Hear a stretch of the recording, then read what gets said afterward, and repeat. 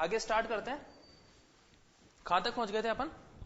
PN junction बताया था मैंने आप लोगों को, है ना। पीएन जंक्शन बनके तैयार हो गया था अपना। तो पीएन जंक्शन में बताया था कि जब भी किसी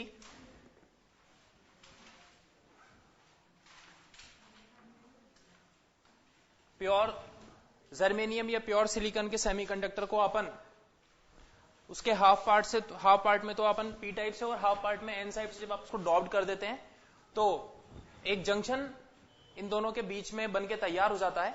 और उस जंक्शन में मतलब उस जंक्शन के अक्रॉस एक लेयर होती है, उस लेयर में पॉजिटिव और नेगेटिव आयंस होते हैं, उसके अलावा कुछ भी कैरियर्स नहीं होते हैं, जिसे अपन ने पीएन जंक्शन बोला था। और वो जो रीजन था उसे डिप्लेजन रीजन बोला था।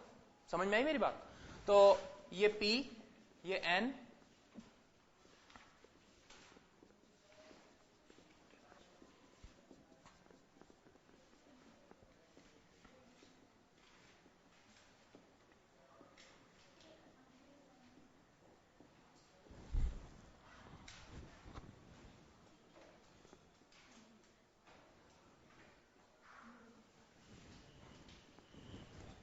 ये देखिए भाई,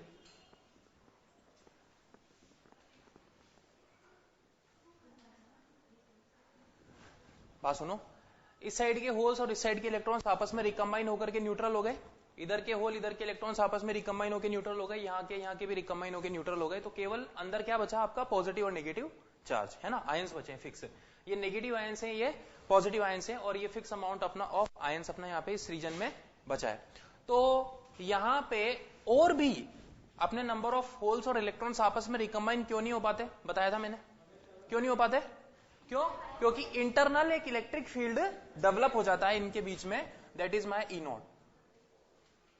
ये E naught internal electric field develop हो जाने की वजह से ये इलेक्ट्रिक फील्ड होल के ऊपर तो इस डायरेक्शन में फोर्स लगाएगा और इलेक्ट्रॉन के ऊपर फोर्स इस डायरेक्शन में लगाएगा। तो ये दोनों के ऊपर फोर्स अपोजिट डायरेक्शन में लगने की वजह से ये फर्दर मतलब रिकम्बाइन नहीं हो पाते, है ना। तो यहाँ पे एक डिप्लेजन रीजन बन जाता है, और यहाँ पे जो विड्थ होती है WD, इसे क्या बोलते हैं अपन? डिप्लेजन विड्थ बोलते हैं, है ना। हाँ, नहीं ड्यूरिंग द जैसे जैसे नहीं, ऐसा नहीं होता कि बनने के बाद में इलेक्ट्रिक फील्ड आएगी। जैसे जैसे रिकॉम्बिनेशन होते जाते हैं वैसे वैसे आयंस इसके अंदर बचते जाते हैं, पॉजिटिव और नेगेटिव आयंस, वैसे वैसे फील्ड अपना क्या होता जाता है? ग्रो करता जाता है।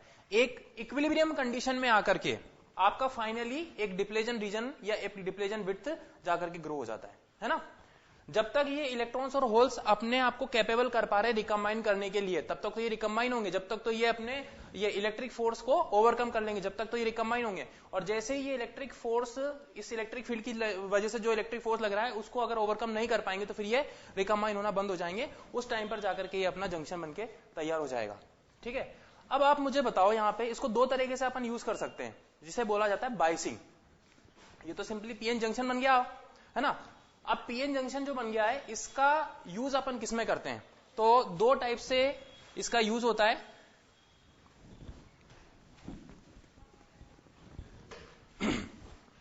जिसे बोला जाएगा biasing, that how we can use a semiconductor for our purpose, है ना। पीएन जंक्शन को आप अपने पर्पस के लिए किस तरीके से यूज कर सकते हो, वो क्या कहलाएगी? आपकी बाइसिंग। तो यहां पे दो टाइप से बाइसिंग होती है इसकी। एक होता है फॉरवर्ड बायस और दूसरा होगा रिवर्स बायस, है ना। मैंने आपको उस दिन बताया था कि यहां पे इलेक्ट्रिक फील्ड डेवलप हो जाने की वजह से इन दोनों के बीच में एक पोटेंशियल डिफरेंस आ जाता है, जिसे बैरियर पोटेंशियल डिफरेंस बोलेंगे, या बैरियर पोटेंशियल हाँ, ये cut in potential difference, barrier potential difference, threshold voltage, बहुत सारे और भी बहुत सारे नाम होते हैं इसके। तो ये V नोट है। अब अगर यहां से इस V नोट को ओवरकम करना है, बात समझो, तभी जाकर के यहां पे अगर मुझे इलेक्ट्रॉन्स और होल्स को दोबारा रिकम्बाइन कराना है तो मुझे क्या करना पड़ेगा? इस बैरियर पोटेंशियल को खत्म करना पड़ेगा। उसके लिए अपन यहां पे दो टाइप से बाइसिंग यूज करेंगे। बैरियर पोटेंशियल को अगर डिक्रीज करना है तो फॉरवर्ड बायस का यूज करेंगे, और बैरियर पोटेंशियल को भी बढ़ाना है आपको तो रिवर्स बायस का यूज होगा, है ना। तो सबसे पहले मैं बात कर रहा हूं यहां पे फॉरवर्ड बायस की। फर्स्ट केस में फॉरवर्ड बायस में अगर पी टर्मिनल को हाई पोटेंशियल पे अगर पी पोटेंशियल को हाई पोटेंशियल पे रखा जाए और एन टर्मिनल को लो पोटेंशियल पे रखा जाए, तब आपका पीएन जंक्शन किसकी तरह बिहेवियर करेगा? फॉरवर्ड बाइस। मतलब ये जो जिस बाइसिंग में ये ऑपरेट होगा वो कौन सा बाइसिंग होगा इसका? फॉरवर्ड बाइस।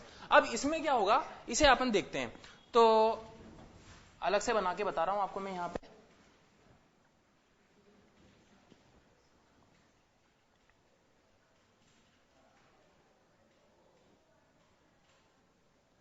इसे नोट करते चलो साथ में, और जैसे मैं एक्सप्लेन करना स्टार्ट कर दूं वैसे बंद कर देना।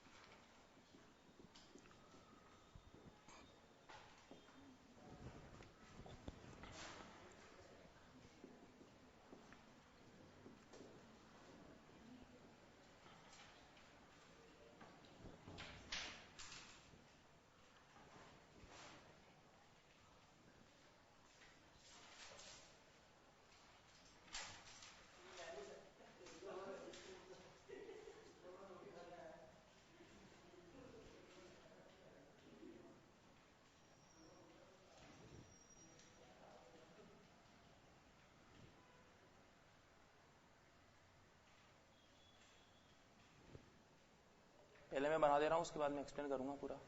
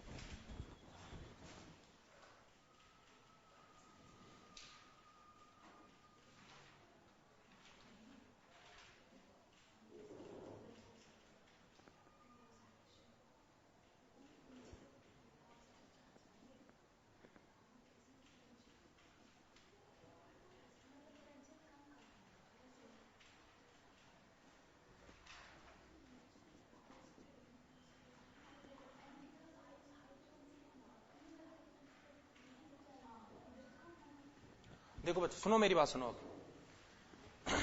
पीएन जंक्शन में जब फॉरवर्ड वाइज किया डायोड को, तो पी टर्मिनल को हाई पोटेंशियल पे रखा और एन टर्मिनल को लो पोटेंशियल पे रखा। ये अपन ने फॉरवर्ड वाइज वोल्टेज अप्लाई कर दिया, है ना। मैं सिलिकॉन के लिए बात की, सिलिकॉन के लिए बैरियर पोटेंशियल 0.7 वोल्ट होता है और जर्मेनियम के लिए बैरियर पोटेंशियल 0.3 वोल्ट होता है। जर्मेनियम के लिए 0.3 वोल्ट होता है, सिलिकॉन के लिए कितना होता है? 0.7 वोल्ट होता है ना। तो अपने को यहाँ 0.7 वोल्ट को आपने, अभी मैं सिलिकॉन के बारे में बात कर रहा हूं, तो मुझे किसको ओवरकम करना है यहाँ? 0.7 वोल्ट को। तो ये जो V0 है, सबसे पहले वाला जो केस था अपना, वो पीएन जंक्शन मेरा जब यहाँ पे कोई भी बाइसिंग नहीं थी, तो उसमें बैरियर पोटेंशियल कितना था? V0 था। ये देखो, और ये जब V0 था उस समय डिप्लेशन विड्थ मेरी WD हुआ करती थी, ये है ना। और इसके करस्पॉन्डिंग यहाँ पे हाई पोटेंशियल, यहाँ लो पोटेंशियल, तो इन दोनों के बीच का जो पोटेंशियल बैरियर था वो कितना था? V0 था। समझ में आया मेरी बात? अब सोचो, मैंने यहाँ पे ये सिलिकॉन का जो डायोड है इसके across forward wise voltage apply किया और 0.4 वोल्ट अपन ने फॉरवर्ड वाइज वोल्टेज अप्लाई कर दिया। कितना अप्लाई कर दिया? 0.4 वोल्ट। इसका बैरियर पोटेंशियल कितना है? मैंने बताया हुआ है 0.7 वोल्ट है ना। बैरियर पोटेंशियल कितना है? 0.7 वोल्ट है, और आपने इस पे 0.1 वोल्ट वोल्टेज अप्लाई किया। तो जब आप यहां पे फॉरवर्ड वाइज वोल्टेज अप्लाई करोगे तो ये अपना खुद का इलेक्ट्रिक फील्ड इस डायरेक्शन में डेवलप करेगा, और आपको पता है इंटरनल इलेक्ट्रिक फील्ड की डायरेक्शन किधर थी? अपोजिट थी। तो ये applied electric field, internal electric field जो डेवलप हुआ है उसके अपोजिट डायरेक्शन में डेवलप हुआ है, तो क्या करेगा, नेट जो इफेक्टिव इलेक्ट्रिक फील्ड आएगा वो किस डायरेक्शन में आएगा, वो डिपेंड करेगा कि किसका इलेक्ट्रिक फील्ड ज्यादा है। अगर आपने यहाँ पे जो फॉरवर्ड डायरेक्शन में अप्लाइड इलेक्ट्रिक फील्ड है उसकी वैल्यू ई नोट से कम रखी है, तब आपका जो इलेक्ट्रिक फील्ड होगा रिजल्टेंट वो इस डायरेक्शन में होगा जिसकी वैल्यू क्या होगी, ई नोट माइनस ई एफ। और अगर आपने ई एफ की वैल्यू ई नोट से ज्यादा कर दी तब रिजल्टेंट इलेक्ट्रिक फील्ड किस डायरेक्शन में आ जाएगा, ई एफ माइनस ई नोट। मेरी बात समझ में आई? अभी मैंने सोचो यहां से 0.4 वोल्ट अप्लाई किया और इसका बैरियर पोटेंशियल कितना है, 0.7 वोल्ट है।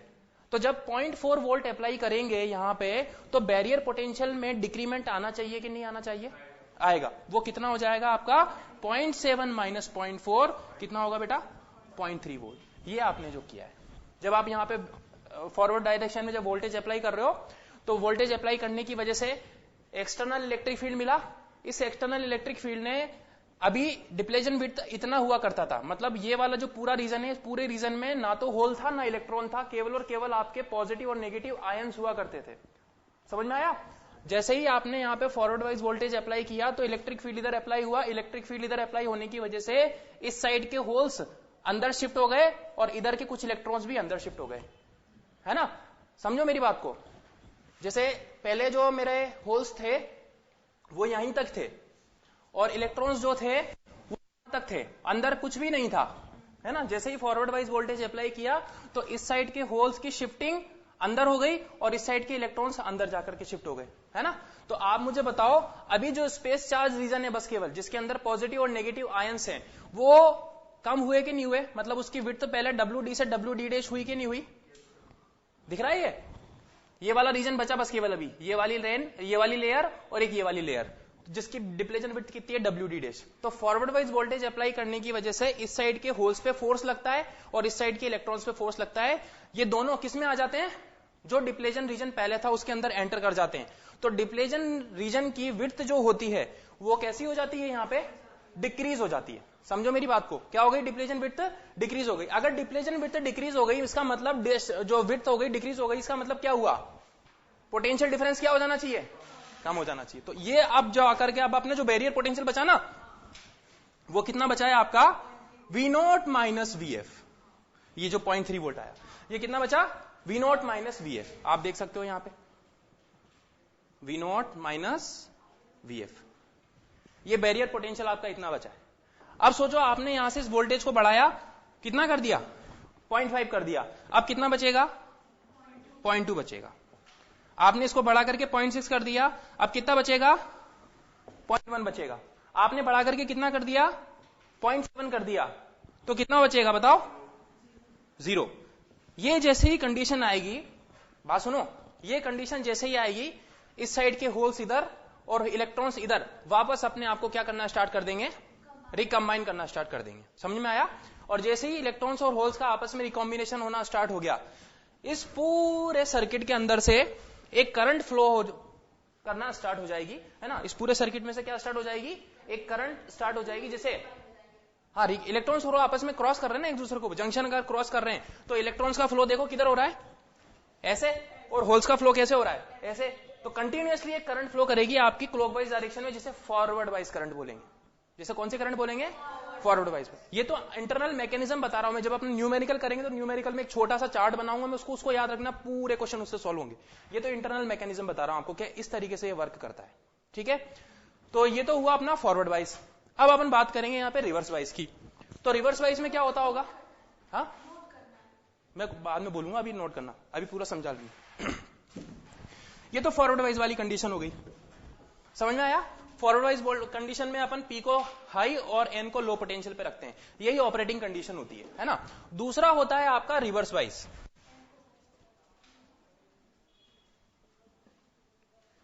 दूसरा होगा reverse wise condition. Reverse wise condition में जो P टर्मिनल होगा इसे किस पे रखा जाएगा, लो पोटेंशियल पे, और N टर्मिनल होगा उसे किस पे रखा जाएगा, हाई पोटेंशियल पे। जब रिवर्स वाइज में P को लो पोटेंशियल पे और N को हाई पोटेंशियल में रखते हैं तब अंदर मैकेनिज्म क्या होता होगा उसे डिस्कस करेंगे अभी। ये देखो, we reverse wise voltage apply कर दिया यहाँ पे, इसका बैरियर पोटेंशियल वी नोट था। आप ही लोग सोच के बताओ क्या होना चाहिए। हाँ मतलब एक लैंग्वेज में बोलो क्या होगा, डिप्लेजन रीजन की विड्थ बढ़ जाएगी, डिप्लेजन रीजन की विड्थ बढ़ जाएगी। तो रिवर्स वाइज सिचुएशन में जो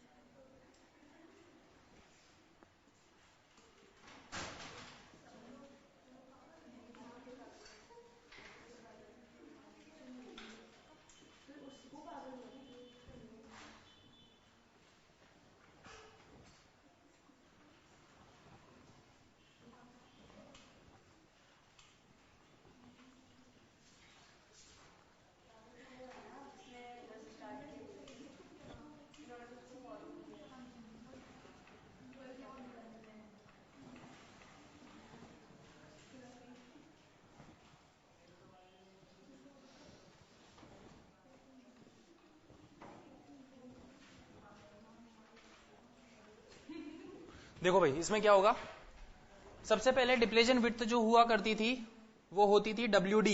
ये ओरिजिनल डिप्लेजन विड्थ थी, जब कोई भी अपन ने वोल्टेज इसके एक्रॉस अप्लाई नहीं किया था उस समय डिप्लेजन विड्थ कितनी थी, WD थी।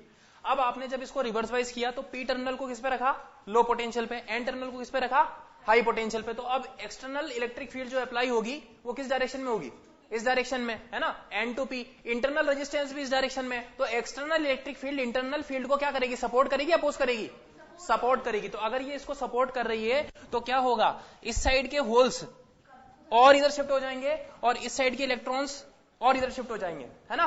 तो इलेक्ट्रॉन्स के ऊपर उधर फोर्स लगेगा और होल्स के ऊपर इस डायरेक्शन में फोर्स लगेगा। तो होल्स और इलेक्ट्रॉन्स पहले यहां तक थे, अब इलेक्ट्रॉन्स के ऊपर फोर्स इधर लगा, होल के ऊपर फोर्स इधर लगा, तो ये और शिफ्ट हो गए, है ना। तो अंदर जो स्पेस चार्ज रीजन बना, अंदर जो स्पेस चार्ज रीजन बचा उसकी विड्थ तो और बढ़ गई, है ना। तो डिप्लेजन विड्थ तो और बढ़ गई। अब देखो जब डिप्लेजन विड्थ अगर और बढ़ जाएगी तो इसके अक्रॉस बैरियर पोटेंशियल बढ़ जाएगा। वो कितना हो जाएगा, V नोट प्लस VR, है ना।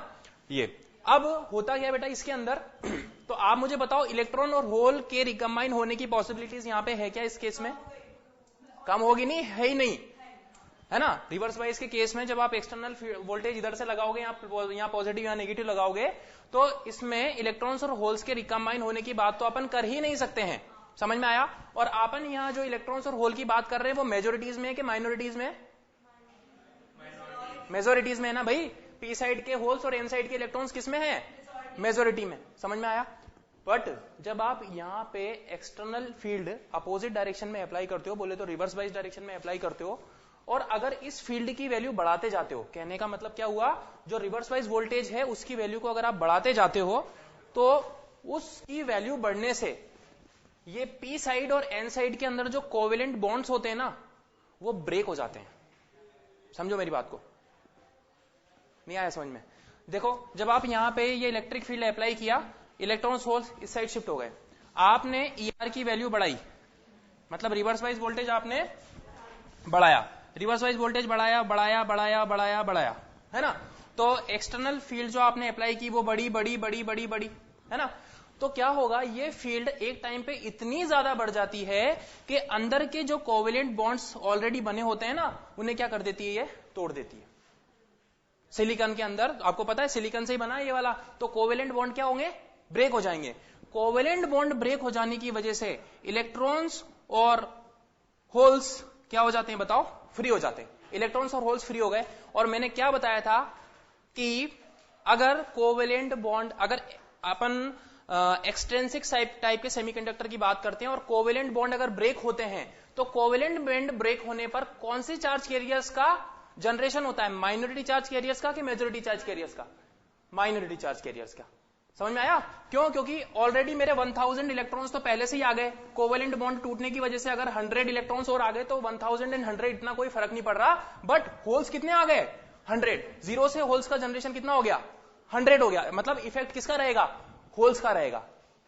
इफेक्ट किसका रहेगा? अपना होल्स का इफेक्ट रहेगा। इलेक्ट्रॉन का इतना इफेक्ट नहीं आएगा क्योंकि इलेक्ट्रॉन तो ऑलरेडी मेजोरिटी में। समझ में आया? तो कोवेलेंट बॉन्ड ब्रेक होने की वजह से आपके एकदम से माइनॉरिटी चार्ज कैरियर्स क्या होते हैं?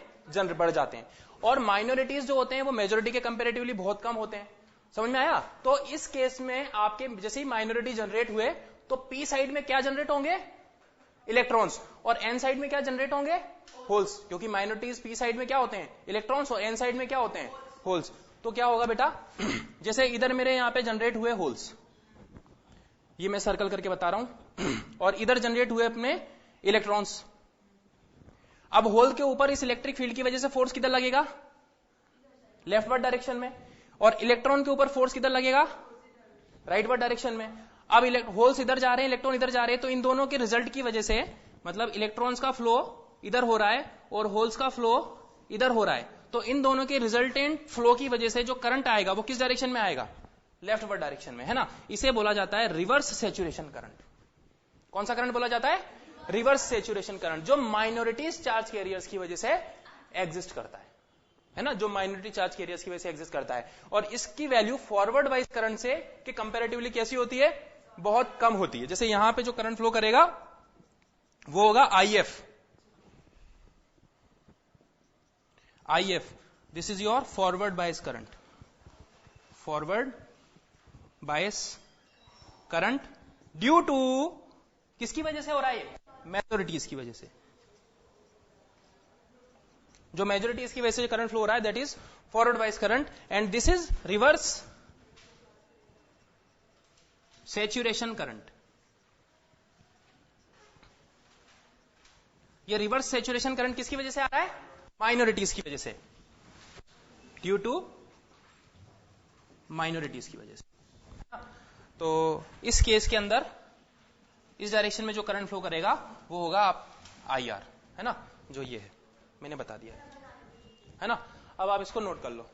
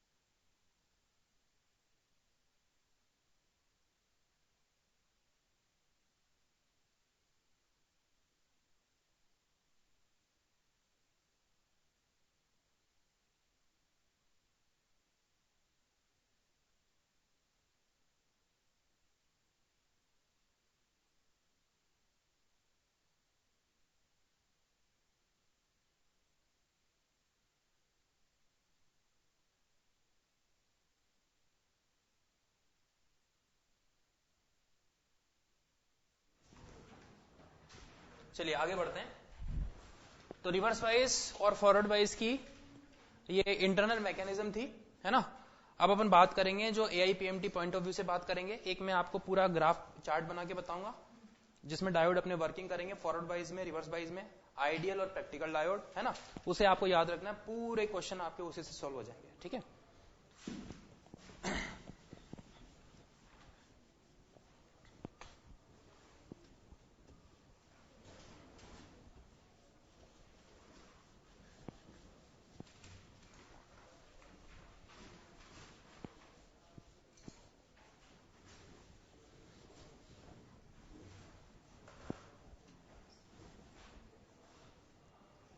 देखिए भाई,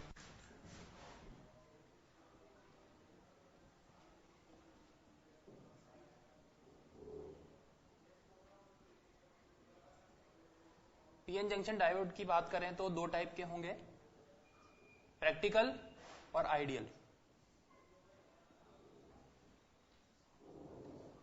आइडियल और प्रैक्टिकल। सुनो, जब भी क्वेश्चन आएगा आपका प्रैक्टिकल डायोड, जब भी वो देगा तो प्रैक्टिकल डायोड का साथ में वो बैरियर पोटेंशियल भी देगा आपको, है ना। और अगर सिंपल डायोड का सिंबल बनाया हुआ है तो आपको डायोड कैसा मानना है, आइडियल डायोड मानना है ना। तो ideal diode simple PN junction diode होगा, और जो प्रैक्टिकल डायोड होगा, ठीक है, उसका बैरियर पोटेंशियल भी गिवन होगा। जैसे सिलिकॉन के लिए 0.7, जर्मेनियम के लिए 0.4, या कोई हाइपोथेटिकल डायोड दे दे उसके लिए कोई भी वोल्टेज दे देता है वो बैरियर पोटेंशियल। अब इसको यूज करने के दो टाइप है, एक फॉरवर्ड बायस, दूसरा रिवर्स बायस। जब फॉरवर्ड बायस होगा तो पी टर्मिनल किस पे होगा, हाई पोटेंशियल पे, एन टर्मिनल किस पे होगा, लो पोटेंशियल पे। और इस केस में आप देख सकते हो यहां पे प्लस, यहां पे माइनस, पी और एन पे, और ये डायोड सिंपली शॉर्ट हो जाएगा और इसमें से करंट फ्लो करना स्टार्ट हो जाएगी। तो शॉर्ट सर्किट की तरह बिहेवियर करेगा ये डायोड आपका फॉरवर्ड बायस केस में, है ना। मतलब एक स्विच आप देख सकते हो, और स्विच कैसा हो गया है आपका, ऑन हो गया है। यहाँ पे स्विच कैसा हो गया है, ऑन हो गया है। Next reverse bias. Reverse bias में पी को अपन हाई पोटेंशियल पे और एन को लो पोटेंशियल पे रखते हैं। ये केस देखिए, पी और एन, पी और एन, यहां पे माइनस और यहां पे क्या लगाया मैंने, प्लस। यहां पे अपन ने इसको हाई पोटेंशियल पे, ये लो पोटेंशियल पे, ये इसको पी को लो पोटेंशियल पे रखा है, यहां पे हाई पोटेंशियल पे रखा है। तो ये डायोड सिंपली आपका ओपन स्विच होगा, इसमें से कोई भी करंट आपकी फ्लो नहीं करेगी। Ideal situation. बोलो क्या हुआ, पूछो, है ना। तो आइडियल सिचुएशन में ये डायोड तो क्या हो गया, सिंपली शॉर्ट हो गया है, इसमें से आपकी करंट फ्लो हो रही है, कंडक्शन हो रहा है ना। और यहां पे रिवर्स बायस के केस में, आइडियल सिचुएशन में IF कितना होगा, फॉरवर्ड करंट 0 होगा। क्या,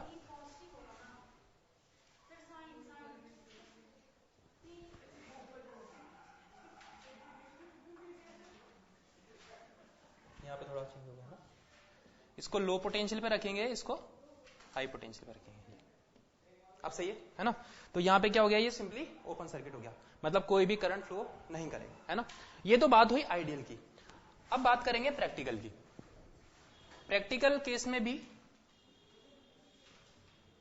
दो तरीके से बात होगी। एक फॉरवर्ड बायस वाले केस में, फॉरवर्ड बायस वाले केस के अंदर दो केस बनेंगे।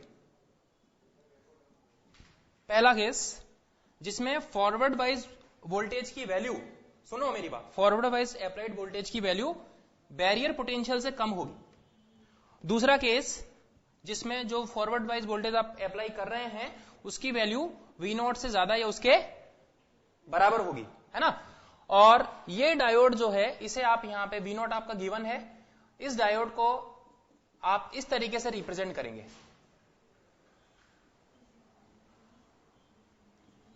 ये अलग से मैंने बैटरी के साथ में इसका बैरियर पोटेंशियल रिप्रेजेंट किया है।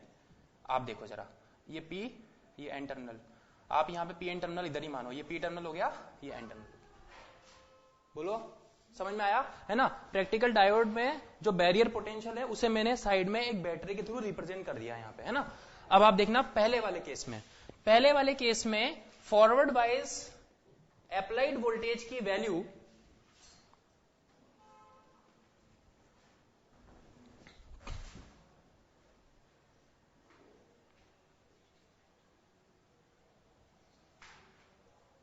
ऐसे अप्लाई करोगे ना forward wise voltage.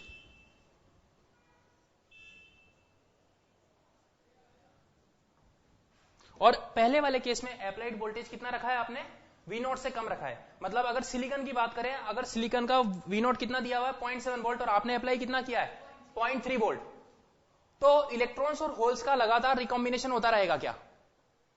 Depletion width केवल कम हो पाएगी, पोटेंशियल बैरियर आपका V0 माइनस VF हो पाएगा, बट डायोड की जो डिप्लेशन लेयर के अक्रॉस जो स्पेस चार्ज रीजन है उसको अपन यहां पे इलेक्ट्रॉन्स और होल के साथ में फिल नहीं कर पाएंगे। मतलब इलेक्ट्रॉन्स और होल्स नजदीक तो आ जाएंगे बट रिकम्बाइन नहीं हो पाएंगे, और रिकम्बाइन ना होने की वजह से इसमें फ्लो करने वाला फॉरवर्ड करंट IF कितना होगा, 0 होगा। बहुत, अगर करंट फ्लो भी करेगा तो भी बहुत नेग्लिजिबल करंट फ्लो करेगा। क्योंकि अपन ने यहाँ पे बैरियर पोटेंशियल को ओवरकम कहां किया है, अपन ने तो उसको कम कर दिया है ना भाई अपन ने क्या किया है, उसको 0.7 वोल्ट से अप्लाइड वोल्टेज लगा करके 0.3 वोल्ट कर दिया। आपने अप्लाइड वोल्टेज कितना लगाया 0.4 वोल्ट, बैरियर पोटेंशियल कितना था 0.7 वोल्ट, तो 0.7 माइनस 0.4 कितना बचा 0.3, ओवरकम थोड़ी हुआ। जब तक ये वोल्टेज ओवरकम नहीं होगा, जब तक इलेक्ट्रॉन्स और होल्स आपस में रिकम्बाइन ही नहीं हो पाएंगे, है ना। तो IF करंट कितना होगा, फॉरवर्ड वाइज करंट इस केस में 0 होगा। दूसरी सिचुएशन जिसमें फॉरवर्ड वाइज वोल्टेज की वैल्यू V0 से बड़ी या उससे ज्यादा हो जाए, अब अपना बैरियर पोटेंशियल ओवरकम हो गया। अगर आपने 0.8 वोल्ट लगा दिया या 0.7 वोल्ट लगा दिया तो बैरियर पोटेंशियल कितना बचा, 0। बैरियर पोटेंशियल ओवरकम कर दिया ना, है ना। तो बैरियर पोटेंशियल ओवरकम कर दिया, या फिर अगर 0.8 वोल्ट भी लगाओगे, जैसे 0.7 वोल्ट है ये, आपने कितना लगा दिया 0.8 वोल्ट, तो 0.8 वोल्ट लगाने की वजह से ये ओवरकम हो गया, और 0.1 वोल्ट इसको फॉरवर्ड वाइज डायरेक्शन में मिला है ये वोल्टेज। समझो मेरी बात को, बेटा सुनो, समझी बात को, है ना। यहां पे ये जो वोल्टेज मिला ना 0.1 वोल्ट, यहां पे इसके अक्रॉस जो 0.1 वोल्ट मिल रहा है आपको, ये इस तरीके से मिल रहा है। तो जो अपनी इलेक्ट्रिक फील्ड किस डायरेक्शन में डेवलप करेगा, इस डायरेक्शन में, और इस डायरेक्शन में इसने अपनी इलेक्ट्रिक फील्ड डेवलप करी, तो होल्स के ऊपर फोर्स इधर लगेगा, इलेक्ट्रॉन के ऊपर फोर्स इधर लगेगा, और वो वापस आपस में रिकम्बाइन होना स्टार्ट कर देंगे और करंट का अच्छे से कंडक्शन होना स्टार्ट हो जाएगा, है ना। तो यहां पे इस केस में जब फॉरवर्ड डायरेक्शन में अप्लाइड वोल्टेज की वैल्यू को V0 से ज्यादा या उसके बराबर रखा जाता है, यहां पे ये डायोड सिंपली शॉर्ट हो जाता है और इसमें से करंट फ्लो करना स्टार्ट हो जाती है, जिसे कौन सी करंट बोलेंगे, I फॉरवर्ड करंट, IF, है ना। यहां पे IF की वैल्यू क्या होगी आपकी, नॉन जीरो, जैसे यहां पे 0 थी। ये तो बात हुई किसकी, practical diode in forward wise, है ना।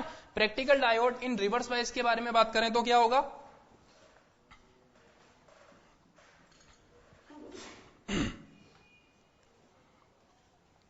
अब इसमें कोई भी दो केस नहीं है, पहला ही केस में सब कुछ बता देता हूं।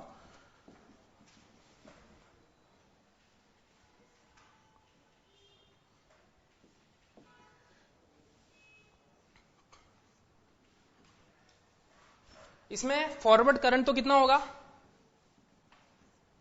रिकॉम्बिनेशन हो ही नहीं रहा है, तो फॉरवर्ड वाइज करंट तो कितना होगा, 0 होगा। केवल कौन सी करंट एग्जिस्ट करेगी, बताया था थोड़ी देर पहले, reverse saturation current, due to minorities की वजह से, जो किधर फ्लो करेगी, P से N की तरफ या N से P की तरफ, N से P की तरफ, ये इस डायरेक्शन में ये IR करंट फ्लो करेगी यहां पे, that is a reverse saturation current.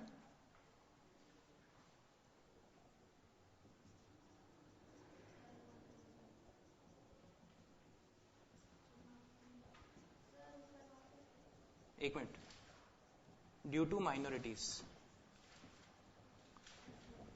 जब रिवर्स सैचुरेशन यहां पे अपन रिवर्स वाइज अप्लाई करते हैं, तो रिवर्स वाइज में कुछ टाइम तक तो कोई करंट फ्लो करेगा नहीं, पर एक टाइम, जिस टाइम पर आपने रिवर्स वाइज डायरेक्शन में वोल्टेज इतना बढ़ा दोगे आपकी उसकी इलेक्ट्रिक फील्ड अंदर से कोवेलेंट बॉन्ड को क्या कर देगी, ब्रेक कर देगी। तो कोवेलेंट बॉन्ड ब्रेक हो जाने की वजह से एक साथ एकदम से माइनॉरिटी चार्ज कैरियर्स का जनरेशन होगा, और माइनॉरिटी चार्ज कैरियर्स के जनरेशन की वजह से एक रिवर्स सैचुरेशन करंट एग्जिस्ट करेगा, जिसे अपन ने IR से रिप्रेजेंट किया है, and due to the minorities, है ना। इसका ग्राफिकल रिप्रेजेंटेशन बता रहा हूं मैं आपको, ये सब याद रखने की भी आपको जरूरत नहीं है, आपने अगर ग्राफ याद रख लिया तो आपको पूरी सिचुएशंस पता है, ठीक है। ये वोल्टेज किसी डायोड का वोल्टेज और उसके करस्पॉन्डिंग करंट के बीच का ग्राफ है। ये फॉरवर्ड वाइज डायरेक्शन में अप्लाइड वोल्टेज है, ये रिवर्स वाइज डायरेक्शन में अप्लाइड वोल्टेज। देखो ना पोलरिटी रिवर्स हो गई है ना। फॉरवर्ड वाइज डायरेक्शन के अंदर अगर वोल्टेज मेरा V है तो इस देश यहां पे इसको ओरिजिन में मानू तो ये क्या हो गया -V,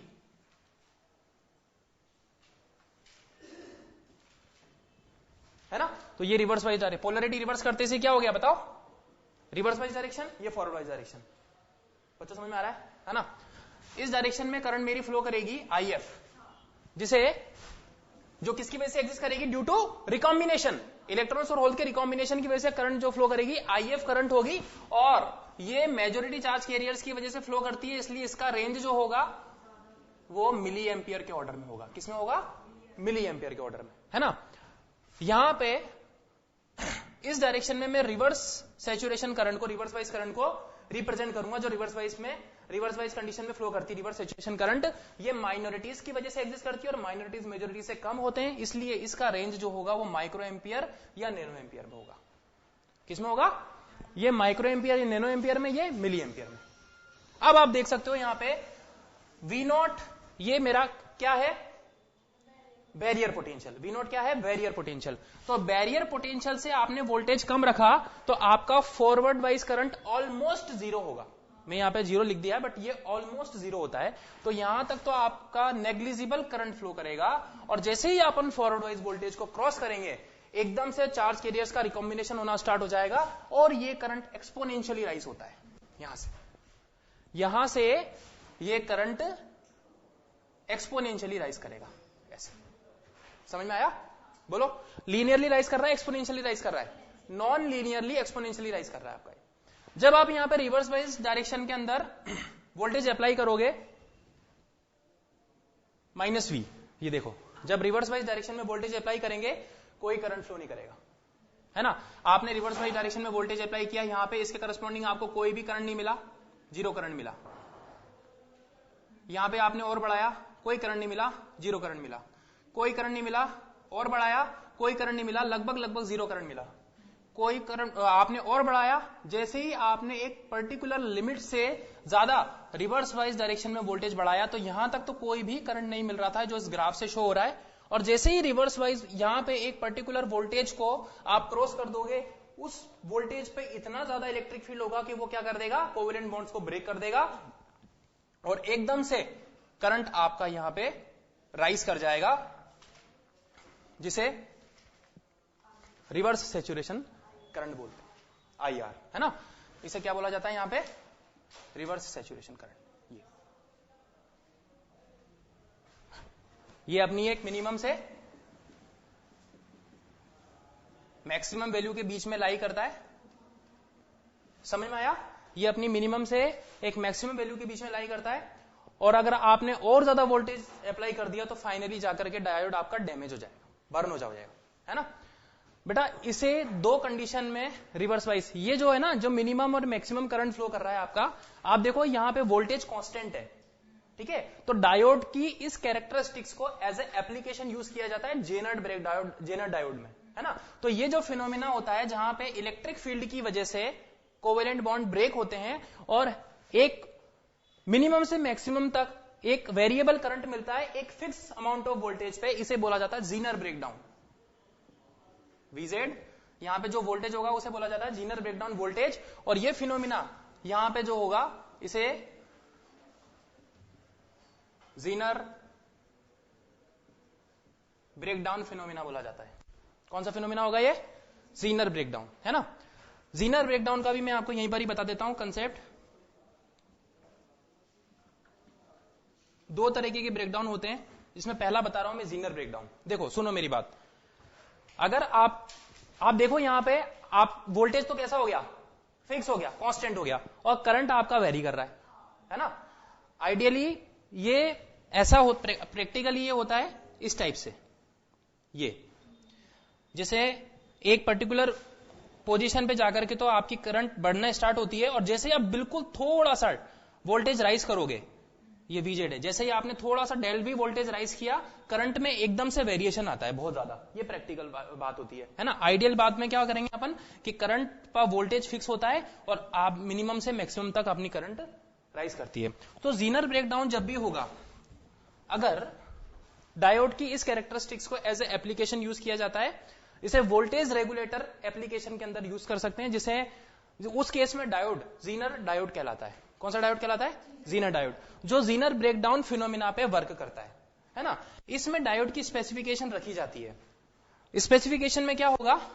केवल और केवल एक स्पेसिफिकेशन, हैवीली डोप्ड या हाई डोपिंग कॉन्सेंट्रेशन। डोपिंग कैसी रखी जाती है? हाई। अगर डायोड आपने ऐसा बनाया है जिसके अंदर डोपिंग रेशियो आपने ज्यादा रखा है, मतलब उसको बहुत ज्यादा हैवीली डोप्ड बनाया है, तो उस केस में डायोड का कौन सा ब्रेकडाउन होता है? जीनर ब्रेकडाउन होता है ना। जीनर ब्रेकडाउन होने पर यहां पे वोल्टेज आता है, उसे वीजेड से रिप्रेजेंट करते हैं, और यहां पे एक करंट फ्लो करती है मिनिमम से मैक्सिमम वैल्यू तक, बट वोल्टेज कैसा हो जाता है? कांस्टेंट।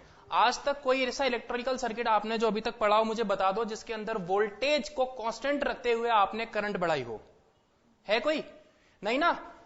केवल पहला आपका एक निकल के आया जीनर डायोड, जिसमें वोल्टेज को कांस्टेंट रख के आप करंट को वेरी करा सकते हो मिनिमम से मैक्सिमम के बीच में। समझ में आया? It's an application in the reverse wise situation of a PN junction diode called a Zener diode, है ना। दूसरा एक फिनोमिना और होता है जिसे एवलांच ब्रेकडाउन बोला जाता है।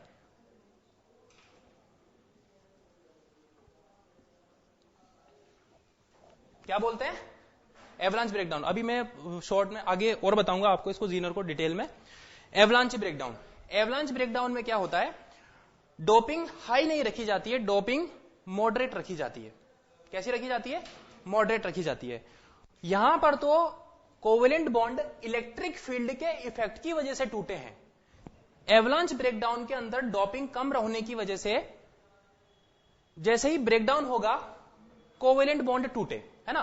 क्यों? क्योंकि हैवीली डोप रखते हो, तो हैवीली डोप रखने पर क्या होता है कि जो डिप्लेजर को, सुनो बात कॉन्सेंट्रेट करके सुनो, आपने डोपिंग बहुत ज्यादा रखी। क्या रखी? डोपिंग बहुत ज्यादा रखी है। डोपिंग बहुत ज्यादा रखोगे तो इस साइड कैरियर डेंसिटी, इस साइड कैरियर डेंसिटी, जैसे ये P है ये N है, तो P side hole density, N side electron density बढ़ जाएगी, तो प्रेशर लगेगा। आपने गैस में तो पढ़ा होगा ना कि अगर मॉलिक्यूल्स अगर बढ़ जाते हैं गैस के तो प्रेशर ज्यादा होता है, तो क्या होगा? चार्ज कैरियर्स का प्रेशर होगा। तो डिप्लेजन विड्थ कम होनी चाहिए या बढ़नी चाहिए? कम हो जानी चाहिए, है ना। तो डिप्लेजन विड्थ कैसी हो जाती है बेटा? कम हो जाती है। तो यहां पे एक सफिशिएंट, जैसे अपन 5 वोल्ट रिवर्स वाइज डायरेक्शन में वोल्टेज अप्लाई कर देना अपन, कितना वोल्ट? 5 से लेकर के 6 वोल्ट के बीच में, या 5 के करस्पॉन्डिंग मानो आप, 4.5 से लेकर के 5 वोल्ट के बीच में ही आप रिवर्स वाइज डायरेक्शन में जैसे ही वोल्टेज अप्लाई करोगे, तुरंत उस ही वोल्टेज पर कोवेलेंट बॉन्ड ब्रेक हो जाएंगे और माइनॉरिटी चार्ज कैरियर्स डेवलप हो जाएंगे, क्योंकि डिप्लेजन विड्थ कैसी है? कम है। तो इलेक्ट्रिक फील्ड का अमाउंट क्या मिल जाएगा? बढ़ जाएगा ना। भाई मुझे बताओ, अगर डिप्लेजन विड्थ बड़ी होती और 5 वोल्ट पर फिर इलेक्ट्रिक फील्ड कैसा मिलता? अगर मैं 5 वोल्ट मानू, जैसे डिप्लेजन विड्थ में इतनी सी मान रहा हूं, ये देखो सुनो, ये डिप्लेजन विड्थ मैंने 10 mm मानी है, 10 mm मानी डिप्लेजन विड्थ। आपने रिवर्स वाइज डायरेक्शन में वोल्टेज अप्लाई किया 5 वोल्ट, तो आपको इलेक्ट्रिक फील्ड कितना मिल गया? 5 डिवाइडेड बाय 10 mm। बोलो मिला कि नहीं मिला? मिला ना, है ना। अब अगर डोपिंग अपन बढ़ाए नहीं, डोपिंग अपन नॉर्मल डोपिंग रखते हैं, तो नॉर्मल डोपिंग में डिप्लेजन विड्थ मेरी यहां पे मान के चलो 15 mm है। कितनी है? 15 mm है। और इस इलेक्ट्रिक फील्ड की जरूरत है अपने को। इस इलेक्ट्रिक फील्ड की क्या है? गौर से सुनो इसको, इतना अमाउंट ऑफ इलेक्ट्रिक फील्ड आपको चाहिए कोवेलेंट बॉन्ड को ब्रेक करने के लिए। 5 डिवाइडेड बाय 10 mm, है ना। डिप्लेजन विड्थ आपने बढ़ा दिया, कितना कर दिया? 15 mm। डिप्लेजन विड्थ अगर 15 mm हो गया और वोल्टेज आप अभी भी कितना अप्लाई कर रहे हो? 5 वोल्ट। अब आप मुझे बताओ इस केस में इलेक्ट्रिक फील्ड जो आएगा वो कितना आएगा? 5 डिवाइडेड बाय 15। आप मुझे बताओ ये इलेक्ट्रिक फील्ड सफिशिएंट है क्या इसके बराबर कोवेलेंट बॉन्ड ब्रेक करने के लिए? नहीं है ना, है ना। तो इसका मतलब क्या हुआ?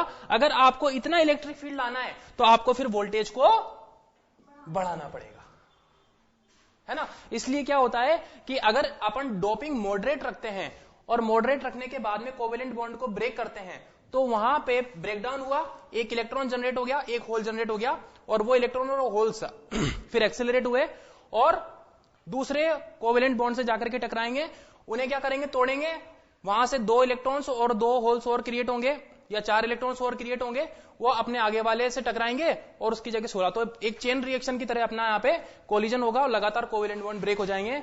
तो यहां पे इस फिनोमिना को एवलांच ब्रेकडाउन बोला जाता है। मुझे पता है आप लोगों को लास्ट वाली लाइन अच्छे से समझ में नहीं आई होगी। इसे क्या बोलते हैं अपन? Avalanche breakdown.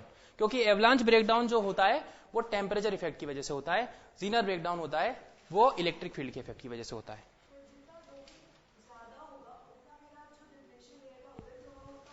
कम होगा, ये रीजन होता है उसका, क्योंकि प्रेशर बढ़ जाता है ना, इसलिए।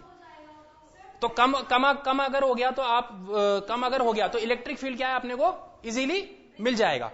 कौन सा इलेक्ट्रिक फील्ड? जो ब्रेक डाउन करने के लिए आपको रिक्वायरमेंट है। बट अगर आपने डोपिंग कम रखी तो आपको उतना इलेक्ट्रिक फील्ड जितना रिक्वायरमेंट है वो नहीं मिल पाएगा। तो फिर वहां पर ब्रेकडाउन किसकी वजह से होगा? टेम्परेचर इफेक्ट की वजह से। क्यों? क्योंकि आप फिर वोल्टेज बढ़ाओगे, वोल्टेज बढ़ाओगे तो चार्ज कैरियर का एक्सेलरेशन बढ़ेगा, एक्सेलरेशन बढ़ेगा तो क्या होगे? वो एक्सेलरेट करेंगे और दूसरे कोवेलेंट बॉन्ड से जाकर के टकरा जाएंगे। दूसरे कोवेलेंट बॉन्ड से जाकर के टकराया, 2 इलेक्ट्रॉन जनरेट हुए, वो दोबारा एक्सेलरेट हुए, वो आगे जाकर के 2 और से टकराएंगे तो कितने जनरेट हो जाएंगे? 4 के 16, 16 के 32, 32 के 64। तो इस तरीके से चेन रिएक्शन में आपके बहुत सारे माइनॉरिटी कैरियर जनरेट हो जाएंगे। फिर भी आपका यहां पे करंट वेरी करेगा इस तरीके से। इसे बोला जाता है एवलांच ब्रेकडाउन। ये आपके बोर्ड पॉइंट ऑफ व्यू से ही केवल इंपॉर्टेंट है, एआईपीएमटी पॉइंट ऑफ व्यू से केवल और केवल जीनर ब्रेकडाउन आता है ना, और उसी पे बेस्ड एप्लीकेशन आती है। तो इसको समझ लो, नोट कर लो।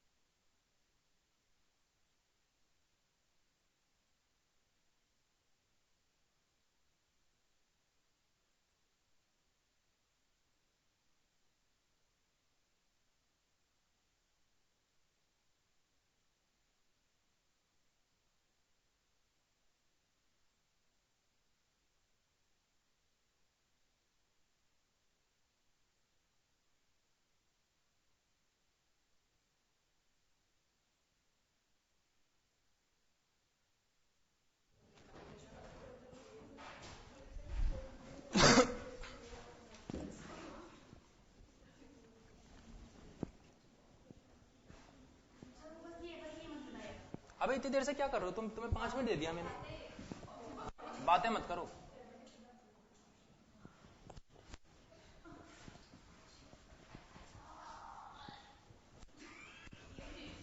चलिए एक क्वेश्चन है,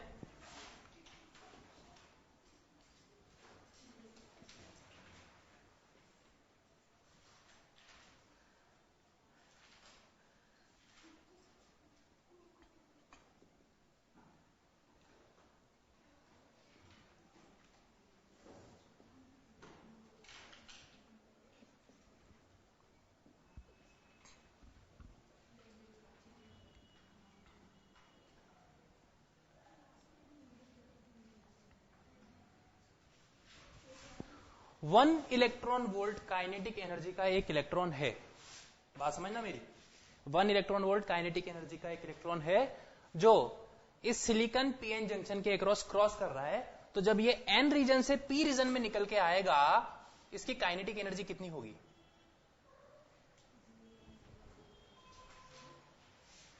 आपको पता है यहां पे ये क्या बन गया होगा? डिप्लेजन रीजन तो बन के तैयार हो गया होगा यहां पे, है ना? और इसके अक्रॉस इलेक्ट्रिक फील्ड डेवलप हो गई होगी ई नॉट।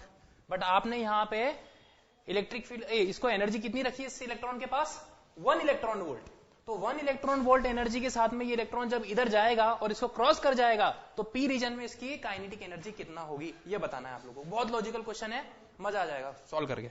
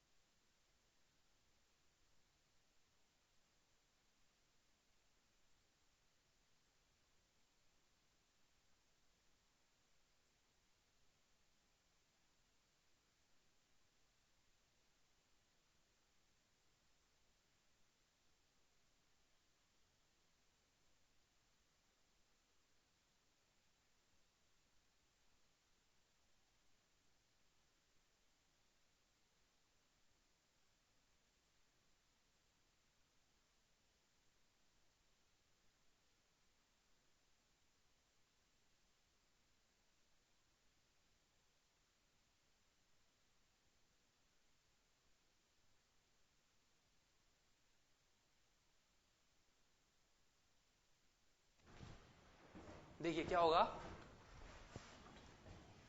ये इलेक्ट्रिक फील्ड है, इसके क्रॉस बैरियर पोटेंशियल है V naught. V naught barrier potential के करस्पॉन्डिंग एनर्जी कितनी हो गई भाई? 0.7 वोल्ट अगर वी नॉट है, वी नॉट सिलिकॉन के लिए कितना होता है? 0.7 वोल्ट होता है ना। अगर एनर्जी के फॉर्म में लिखे तो कितना एनर्जी है इसको जो ओवरकम करने के लिए, कितना एनर्जी की requirement? 0.7 electron volt, 0.7 electron volt, है ना? ठीक है, तो आप मुझे बताओ जब ये इलेक्ट्रॉन यहां से यहां पे आएगा, यहां से यहां पे आएगा, तो इसके पास 1 इलेक्ट्रॉन वोल्ट काइनेटिक एनर्जी है ना? इसको ओवरकम करने के लिए कितना एनर्जी वेस्ट होगा जब ये इधर से हो जाएगा, इधर आएगा तो कितना एनर्जी वेस्ट हो जाएगा इसका ओवरकम करने में? 0.7 इलेक्ट्रॉन वोल्ट। तो जब 0.7 इलेक्ट्रॉन वोल्ट एनर्जी यहां वेस्ट हो गया, तो ये इलेक्ट्रॉन यहां से निकला तो इसके पास कितनी एनर्जी बची? 0.3 इलेक्ट्रॉन वोल्ट। ये ऐसा है आंसर। सिलिकॉन ही तो दिया हुआ है ना, सिलिकॉन के लिए तो वी नॉट की वैल्यू 0.7 वोल्ट होती है। कुछ क्वेश्चंस करते हैं अब, है ना, डायोड पे बेस्ड।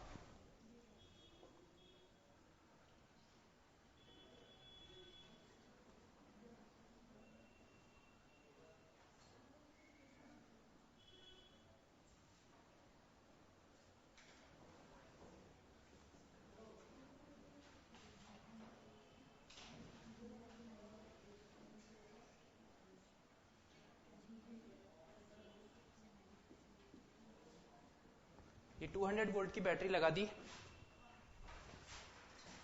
बात सुनो, चलो 2 वोल्ट की लगा दी, बात सुनो बेटा, ये 2 वोल्ट की बैटरी लगा दी, ये डायोड D1 है या डायोड D2 है, आई की वैल्यू क्या होगी ये बताना है ना। मैं 3-4 क्वेश्चन एक साथ लिख रहा हूं, उन्हें एक साथ सॉल्व करेंगे अपन।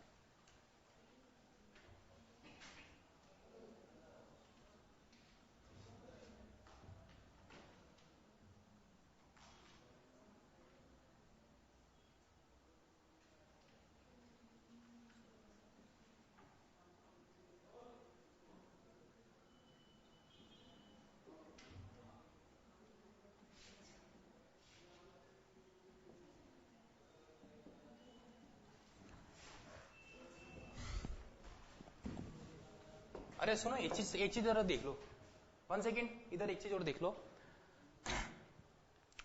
आई और वी के बीच में किस टाइप का रिलेशन है यहाँ पे, एक्सपोनेंशियली राइज। मतलब कहने का मतलब ये हुआ कि वोल्टेज बढ़ा रहे हैं तो करंट नॉन लीनियरली राइज कर रहा है, वोल्टेज बढ़ाने पर करंट नॉन लीनियरली राइज कर रहा है।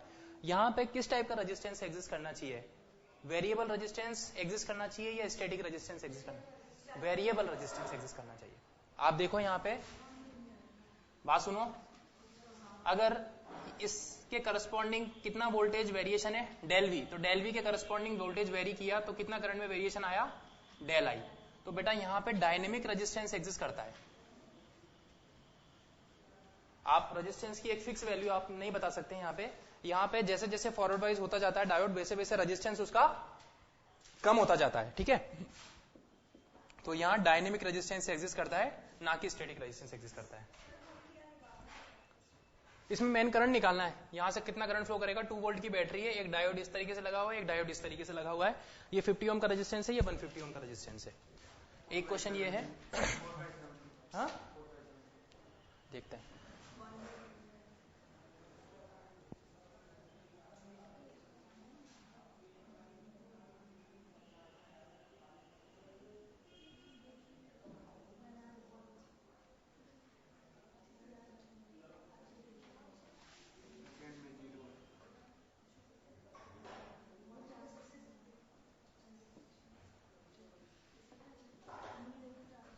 बातें मत करो, क्वेश्चन सोल्व करो।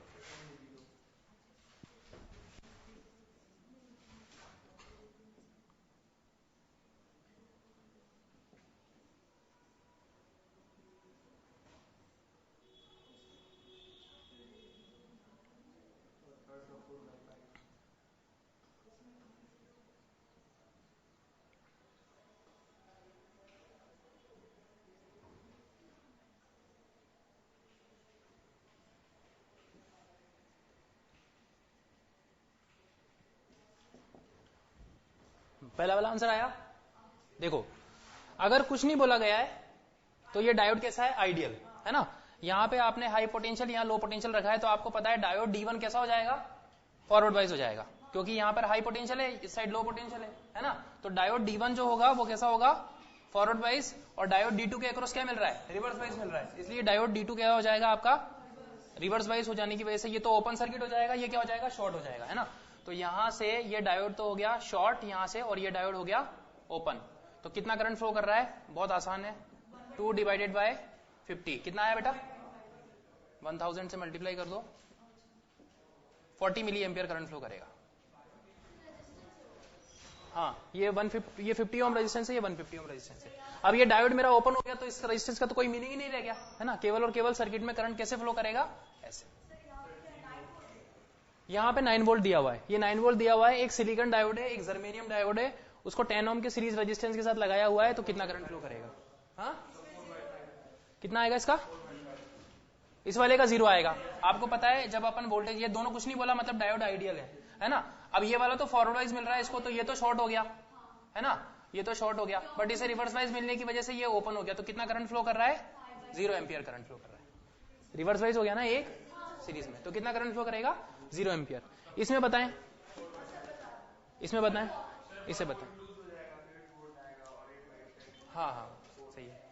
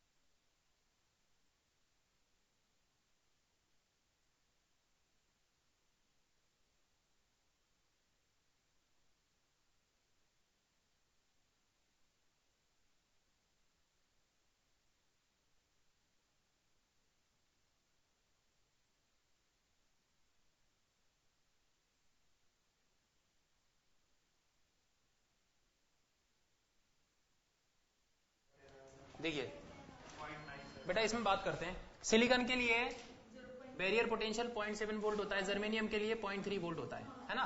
तो आप यहाँ पे साइड में बैटरी बना लो, ये 0.7 वोल्ट की बैटरी बन गई, और इसके साथ में भी सीरीज में एक बैटरी बना लो, वो कितनी बन गई? 0.3 वोल्ट की बैटरी बन गई। अब तो इजी है ना आप लोगों के लिए सॉल्व करना, है ना। क्या होगा, कितना करंट फ्लो करेगा बताओ? 9 minus 0.7 and 0.3, 0.7 plus 0.3 and divided by 10, कितना आएगा? 9 माइनस 1 डिवाइडेड बाय 10, आई कितना आएगा? 8 बाय 10, 4 बाय 5 एम्पियर, इतना करंट फ्लो करेगा इसमें, है ना। किस जगह? यहाँ पे, यहाँ पे कि यहाँ पे? वहां पे। मैंने बोला था आप लोगों को कि ये सिलिकॉन है कि जर्मेनियम है? नहीं बोला था ना। तो नहीं बोला जाए तो इसका मतलब डायोड कैसा है? आइडियल है। यहाँ पे मैंने स्पेसिफाई कर रखा है this one is silicon, this one germanium. इसका मतलब ये अंडरस्टूड है कि ये डायोड कैसे है? प्रैक्टिकल डायोड है। हाँ जी, इसका बताओ ये कैसे करेंगे? हाँ कर कर कर सॉल्व कर, इसका करके बताओ क्या है।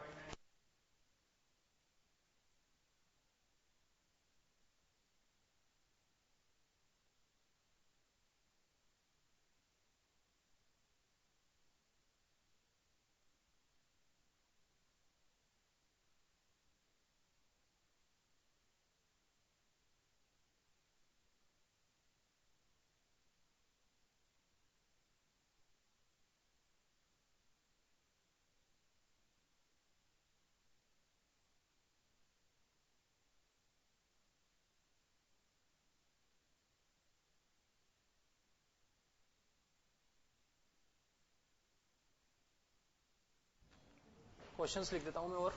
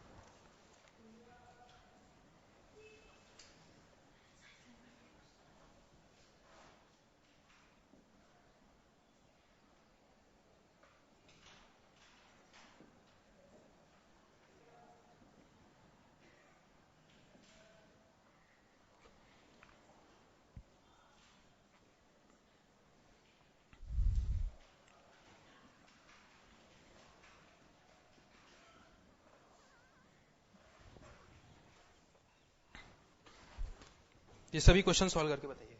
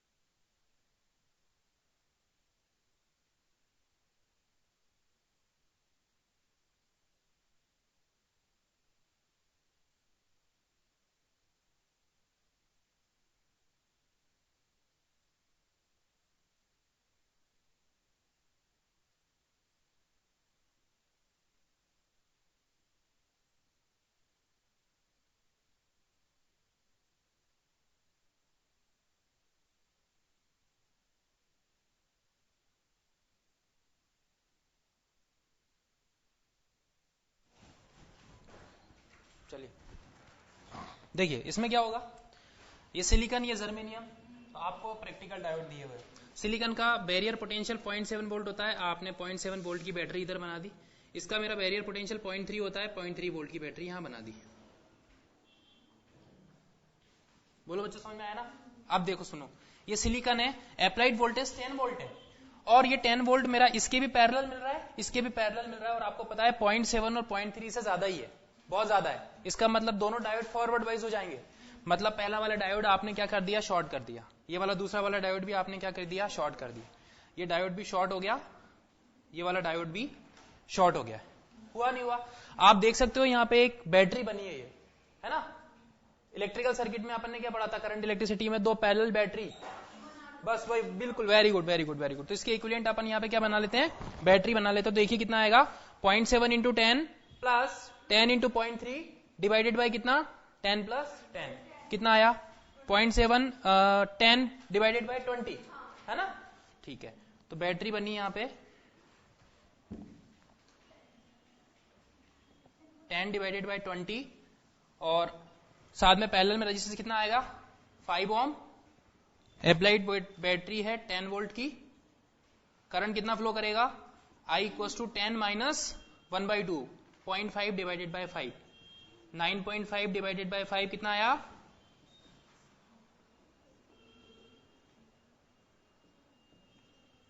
1.9, एक काम, हाँ 1.9 एम्पियर। आई कितना आएगा बेटा, 1.9 एम्पियर, ये करंट आएगा, है ना। इसी तरीके से एक ये वाला क्वेश्चन भी करके बताओ, इसका आंसर आया।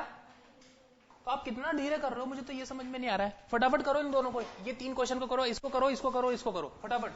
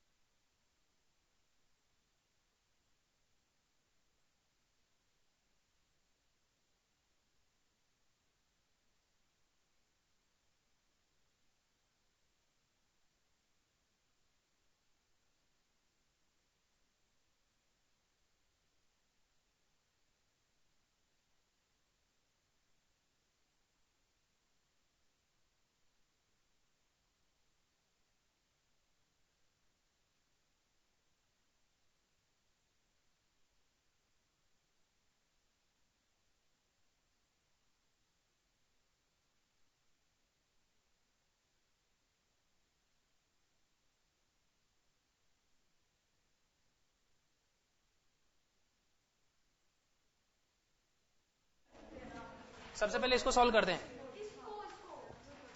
पहले ये वाला, आप ये वाला करते हैं पहले सॉल्व। मैं बता रहा हूँ बहुत अच्छा क्वेश्चन है, इसके कराने के बाद में ज्यादा अच्छे से समझ में आएगा इन दोनों क्वेश्चन को कराने के बाद। भाई सिलिकॉन डायोड है, 16 वोल्ट की बैटरी लगी, नीचे 12 लगा है ना, दोनों के बीच का पोटेंशियल डिफरेंस कितना है 4 वोल्ट है ना। 4 वोल्ट ये यहाँ पे सिलिकॉन डायोड है, इसको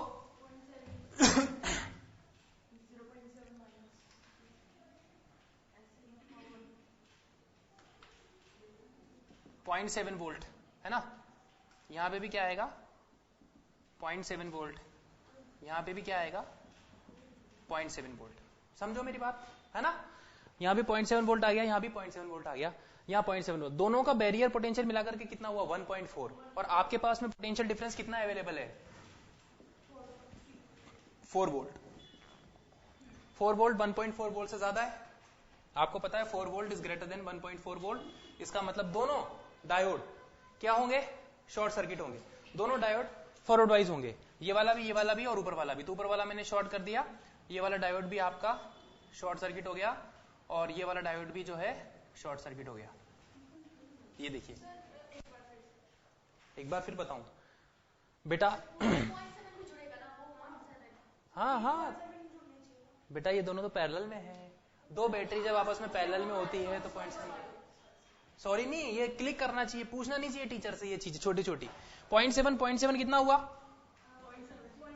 बट ऑब्वियस है दोनों पैरेलल में, मतलब 0.7 वोल्ट, तो 0.7 एंड 0.7 मिलकर के कितना हो गया 1.4 वोल्ट। इसका मतलब डेफिनेटली दोनों डायोड मेरे फॉरवर्ड वाइज हैं, है ना। कितना करंट फ्लो करेगा, आई की वैल्यू अगर अपन निकालें तो 4 माइनस 1.4 डिवाइडेड बाय रेजिस्टेंस कितना 4.7, कितना आएगा answer 2.6 divided by 4.7 milli ampere. इतना करंट अपना यहाँ पे फ्लो करेगा। 26 डिवाइडेड बाय 47 मिली एम्पियर है ना, 26 divided by 47 milli ampere current flow करेगा, ये आप देख सकते हैं। समझे। अब देखिए ये वाला, देखिए बातें सुनो, दूसरा वाला बता रहा हूं, ये वाला बताओ कितना आंसर आया सभी का, क्या आया आंसर, हाँ तेज बोलो थोड़ा, नहीं आया आंसर, नहीं आया। देखो क्या होगा, आप मुझे बताओ यहां पे 12 वोल्ट लगाया हुआ है, यहां 0 वोल्ट लगाया हुआ है, इसका मतलब ये सिलिकॉन है और ये जर्मेनियम है। सिलिकॉन का बैरियर पोटेंशियल कितना होता है 0.7 वोल्ट। ये जो चीज है ना, ये तो आप ओवरऑल माइंड में ही कर लिया करो कि डायोड फॉरवर्ड वाइज होगा भी कि नहीं होगा, है ना। दोनों डायोड सीरीज में है, दोनों डायोड सीरीज में है, और एक सिलिकॉन एक जर्मेनियम है। इसका 0.7 वोल्ट रिक्वायरमेंट, इसको 0.43 वोल्ट रिक्वायरमेंट, दोनों का मिला करके कितना हो गया 1 वोल्ट रिक्वायरमेंट। आप दे कितना रहे हो भाई 12 माइनस 0 12 वोल्ट दे रहे हो, 12 volt is greater than 1 volt. इसका मतलब दोनों डायोड को क्या होना है फॉरवर्ड वाइज होना है। ये दोनों डायोड का आप फॉरवर्ड वाइज कर दो, यहां पे आएगा 0.7 वोल्ट,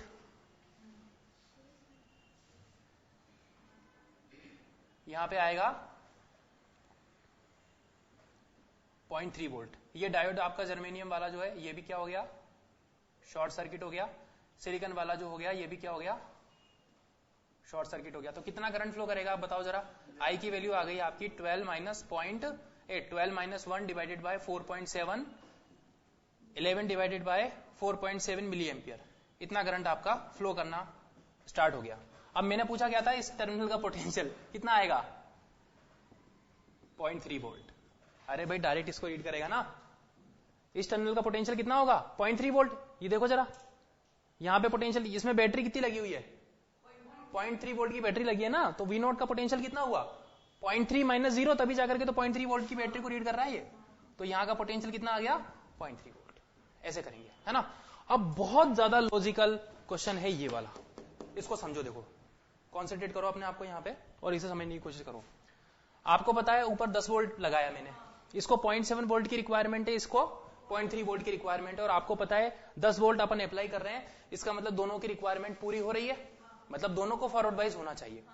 अगर दोनों फॉरवर्ड वाइज हो गए, आपने आज तक ऐसी कोई सिचुएशन देखी है आपके सर्किट में जिसमें दो पैरेलल बैटरी लगी हो, आइडियल दो पैरेलल आइडियल बैटरी लगी हो, एक का पोटेंशियल 10 पोटेंशियल डिफरेंस 10 वोल्ट और दूसरे का 5 वोल्ट हो।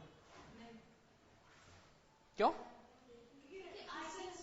दो टर्मिनल के बीच में दो डिफरेंट पोटेंशियल डिफरेंस कभी भी एग्जिस्ट नहीं कर सकते। इसके अक्रॉस आपको 10 मिल रहा है और यही सेम टर्मिनल है जिसके अक्रॉस भी आपको कितना मिल रहा है 5 वोल्ट। तो दो पैरेलल बैटरी का कभी भी सेम पोटेंशियल नहीं हो सकता आइडियल बैटरी का। I am talking about ideal battery जिनका इंटरनल रेजिस्टेंस कितना होता है 0, है ना। तो दो आइडियल बैटरी, एक का 10 वोल्ट, दूसरा आइडियल बैटरी जिसका 5 वोल्ट, उन दोनों को पैरेलल में आप लगाओ तो ये कॉम्बिनेशन कभी भी एग्जिस्ट नहीं कर सकता।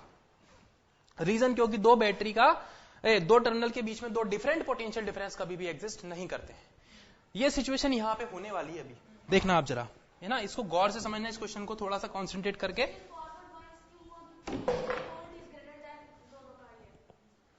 अब आप देखो, इसे मैंने 0.7 वोल्ट से रिप्लेस किया। बेटा सुनो, बात मत करो। ये इसको मैंने 0.7 वोल्ट से रिप्लेस किया, इसे भी मैंने 0.3 वोल्ट से रिप्लेस किया। देखो ये सिचुएशन यहां भी आ गई जो मैंने अभी थोड़ी देर पहले डिस्कस की है। यहां 0.7 है और यहां पे 0.3 है।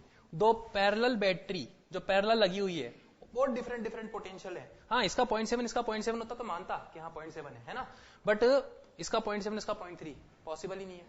तो क्या होगा यहां पे, ये देखो, आप देखो कि अप्लाइड वोल्टेज से अब मैं बात नहीं कर रहा। इसको रिक्वायरमेंट कितनी है फॉरवर्ड वाइज होने के लिए, कम से कम वोल्टेज कितना रिक्वायरमेंट है 0.3 वोल्ट, कम से कम 0.3 वोल्ट रिक्वायरमेंट है। इसको कम से कम कितना रिक्वायरमेंट है 0.7 वोल्ट। इसका जब ये फॉरवर्ड हुआ, इसका 0.7 वोल्ट इसके अक्रॉस अवेलेबल है और इसका 0.3 वोल्ट इसके अक्रॉस अवेलेबल है। समझना मेरी बात को थोड़ा सा कॉन्सेंट्रेट करके। भाई इसको रिक्वायरमेंट कितनी है 0.3 वोल्ट की, इसको रिक्वायरमेंट कितनी है 0.7 वोल्ट की। ये दोनों पैरेलल में लगी हुई है। अब ये क्या करेंगे, दोनों एक दूसरे के लिए काम करेंगी। तो 0.7 वोल्ट इसके पास है, तो ये 0.7 वोल्ट इसकी कमी को तो पूरा कर देगा, क्योंकि इसको तो 0.3 वोल्ट की रिक्वायरमेंट है और ये इसको कितना प्रोवाइड कर सकता है 0.7 वोल्ट। इसका मतलब ये इसको फॉरवर्ड वाइज कर सकता है, बट इसकी रिक्वायरमेंट कितनी है। हाँ मैं वही तो बोल रहा हूं यार, मैंने तो ये पहले वाला बोला कि इसकी रिक्वायरमेंट कितनी है 0.3 वोल्ट। इसकी रिक्वायरमेंट 0.3 वोल्ट है और इसको मिल कितना रहा है 0.7 वोल्ट। 0.7 वोल्ट 0.3 वोल्ट की रिक्वायरमेंट पूरी कर सकता है। इसका मतलब यहां पे क्या होगा कि ये वाला डायोड इसकी कमी को पूरा कर देगा। तो जर्मेनियम डायोड आपका फॉरवर्ड वाइज हो पाएगा, सिलिकॉन डायोड आपका फॉरवर्ड वाइज नहीं हो पाएगा, है ना। क्योंकि इसे 0.7 वोल्ट की रिक्वायरमेंट है और इसको 0.7 वोल्ट देने वाला कौन है जर्मेनियम, जबकि उसके पास तो खुद के पास ही 0.3 वोल्ट है, तो वो इसकी कमी थोड़ी पूरी कर सकता है। तो क्या होगा यहाँ पे, सिलिकॉन डायोड जो होगा वो तो रिवर्स वाइज हो जाएगा और जर्मेनियम डायोड क्या हो जाएगा फॉरवर्ड वाइज हो जाएगा। ये स्पेशल कंडीशन होती है इस केस के अंदर, आ सकता है इस टाइप का क्वेश्चन, है ना। तो आप देख सकते हो ये तो आपका ओपन स्विच हो गया, अब करंट आपकी फ्लो करेगी और आप आसानी से निकाल सकते हैं। बताइए कितना आएगा 10 minus 0.3 and divided by 1 kilo Om. I current कितना फ्लो कर रहा है 9.7 मिली एम्पियर, है ना। 9.7 मिली एम्पियर, या वोल्टेज की वैल्यू कितनी आ जाएगी, इसमें ड्रॉप आएगा कितने का आएगा 9.7 वोल्ट, है ना। तो वी नोट की वैल्यू भी आप निकाल सकते हो, कितना आ जाएगा 9.7 milli ampere into 1 kilo ohm resistance. ये आ गया आपका 9.7 वोल्ट, ये आंसर आ गया, है ना। नोट कर लो इसको।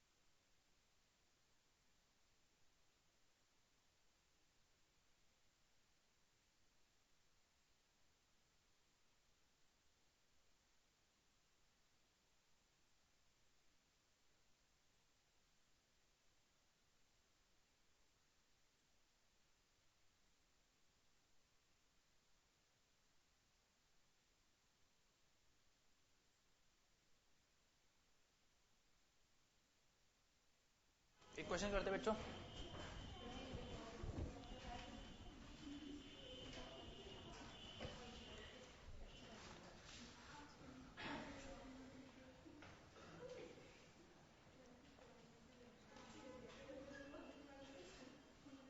बातें मत करो।